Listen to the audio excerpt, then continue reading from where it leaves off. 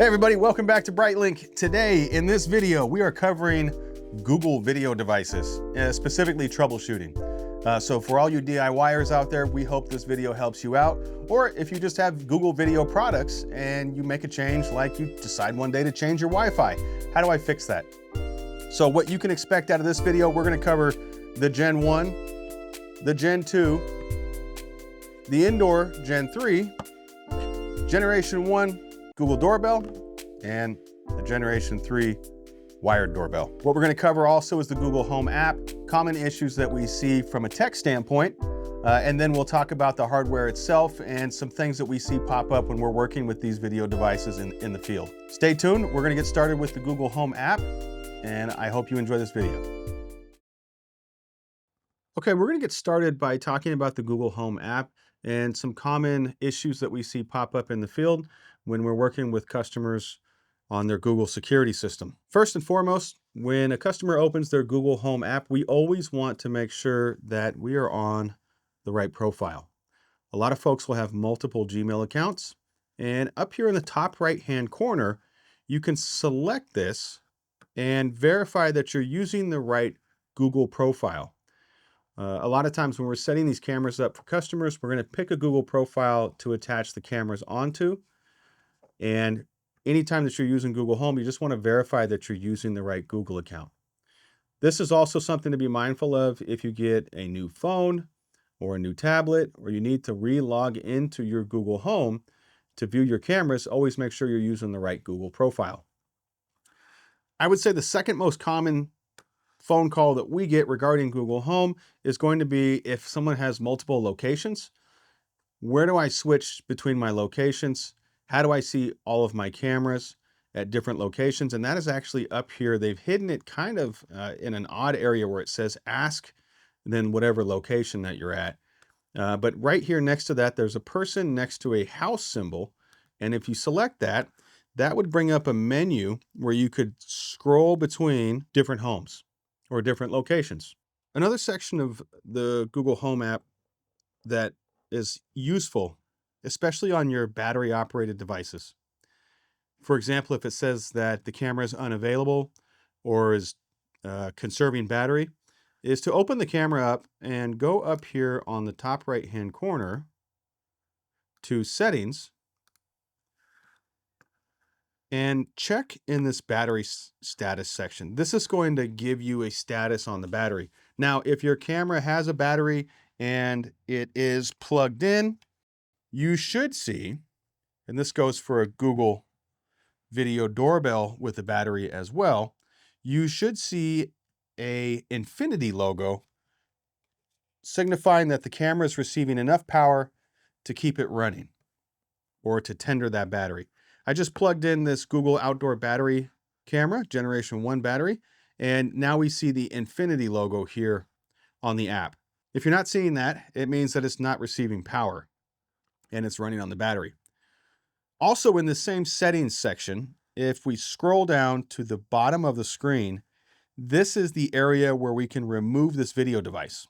And you're going to need to do this in the event that you change your Wi-Fi or get new internet service. The last thing I want to talk about in the Google Home app is how to share or manage your household members. These would be people that you are sharing your cameras or sharing your Google Home with. And that's actually going to be up here on the top right-hand corner next to your profile icon. Click on the plus symbol. And this is going to bring up like a add device menu. But on the bottom of it, you've got add home members. So if I click on add home member, I could select or type in an email address, which would send somebody an invite to my Google Home so that they could view my devices on my Google Home. I can also hit the back button on the top left and manage my home members from here. So I can delete, remove, add, all that fun stuff. All right, next I want to show how to reset your cameras manually, which you'll have to do in the event that you need to change your Wi-Fi name or password, or you get new internet service with a new Wi-Fi. You'll need to go around and default each camera. I'm going to just show you two examples because they're all very similar, but there's some tips and tricks that help make this process go a little smoother. We'll start off with the outdoor camera. This is the Generation 2 outdoor camera. And on the back of the camera, there is a button actually located right here. If you can see that, there's a small button and you'll need to press and hold that button down. Now, when you do this, the camera will play a little jingle and you're going to watch the light on the front of it. So as I'm holding that, it's about a 20-second hold. You'll hear the camera reset. Continue holding that reset button down for about another 5 seconds after it finishes playing. Then release. We've noticed that our light has now gone to yellow, and what we're looking for is a blue heartbeat, signifying that the camera has been factory defaulted and is ready to be learned into the Google Home app. It'll run through a couple different colors here, but the main thing we're looking for is that blue heartbeat or a pulsing blue light. Sometimes it can take a few minutes. Perfect. The camera's powered back up and we've got our blue pulse. I also want to show you how to reset the doorbell. The doorbell would normally be mounted onto its plate on the wall, so you'll need to remove this. In this particular scenario, we've got the Google Generation 1 doorbell with the battery, and there's a slot at the top. You would push down on that with a flat head or with the tool that it comes with.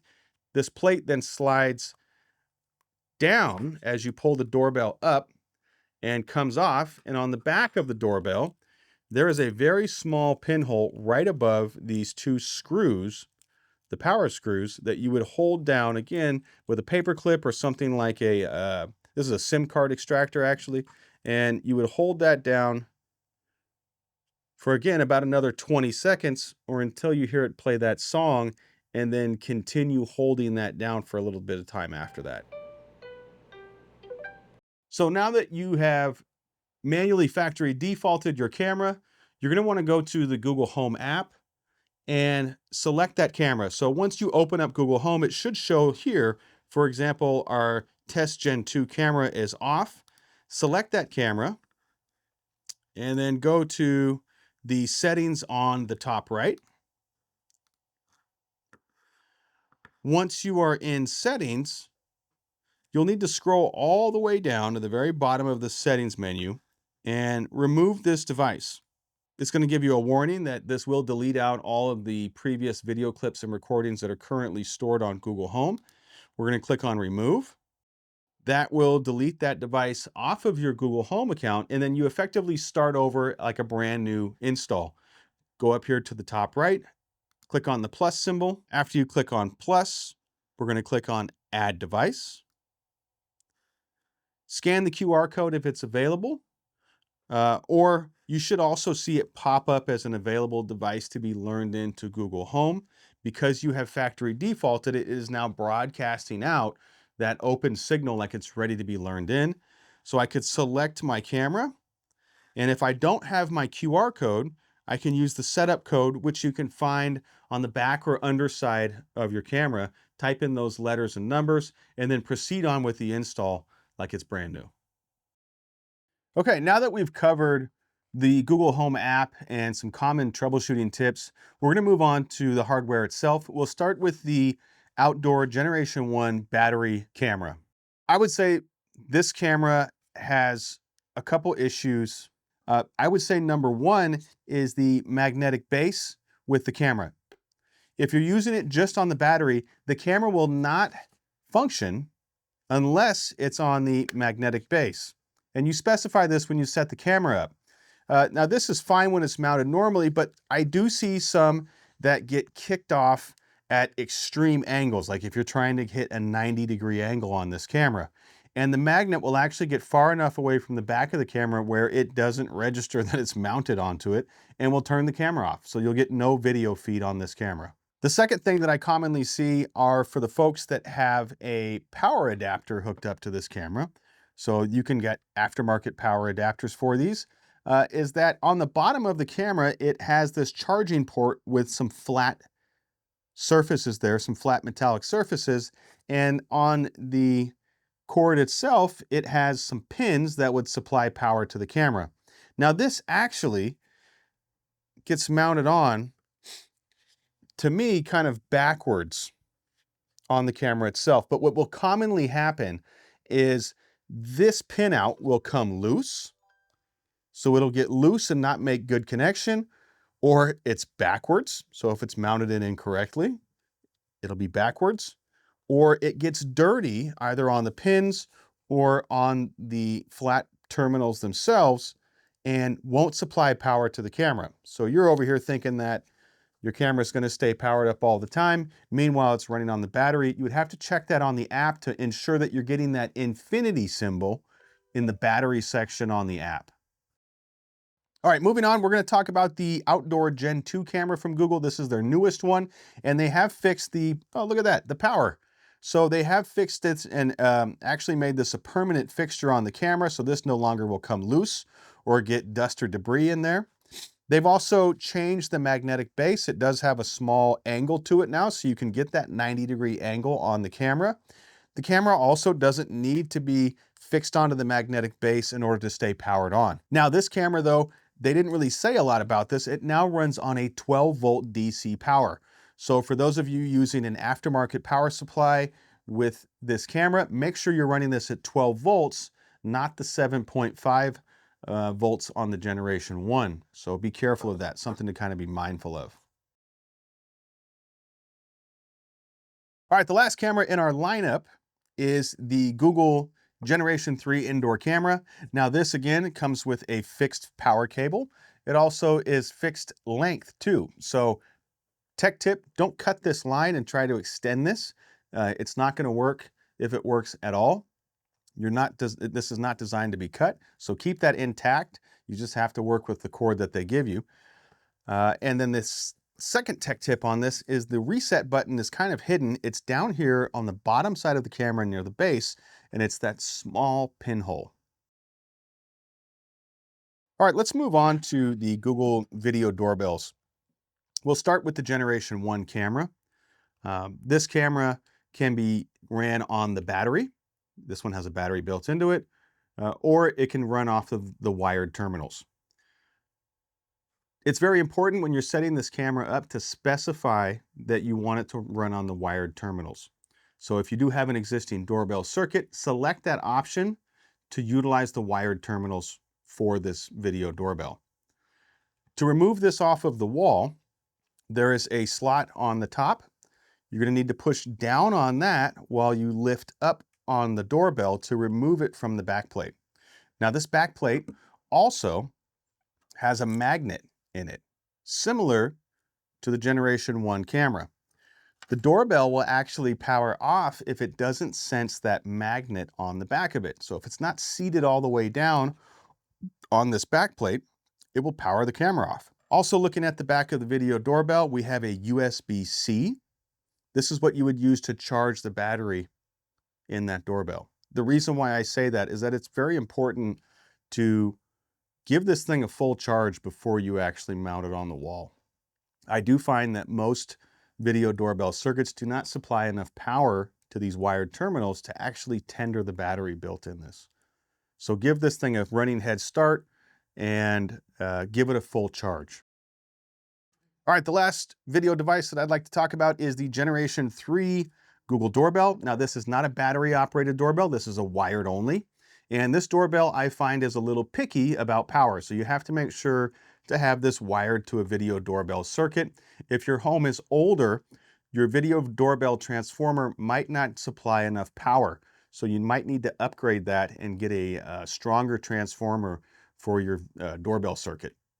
On the back of this, you'll see the wired terminals where that goes to power. And the back plate for this is removed by this hex key. It does come with one in the box. So simply untwist this. This drops down, or you lift the doorbell up, and then it comes off of that back plate. Also under the back plate, you've got the reset button located there in the middle of the camera. If it's not getting correct power, you'll notice that the light on the front of the camera will flash yellow.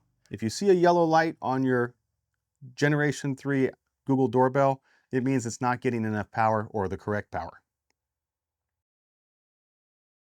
Hey, thanks for hanging out with us. I really hope that you found this video helpful. Hopefully it helped you solve some issues that you might see with the Google Video products and the Google Home app. If you have any issues that I didn't mention, leave them in the comments down below. We'd love to hear some feedback from you. We love those interesting issues and questions that customers have and our watchers have on YouTube. If you also found this video helpful, give us a like and a subscribe. It helps the channel. We're really trying to build things up so that we can continue bringing you quality content like this for all the DIYers out there, for all the people interested in new and emerging security technology. Thanks again, and we'll see you on the next one.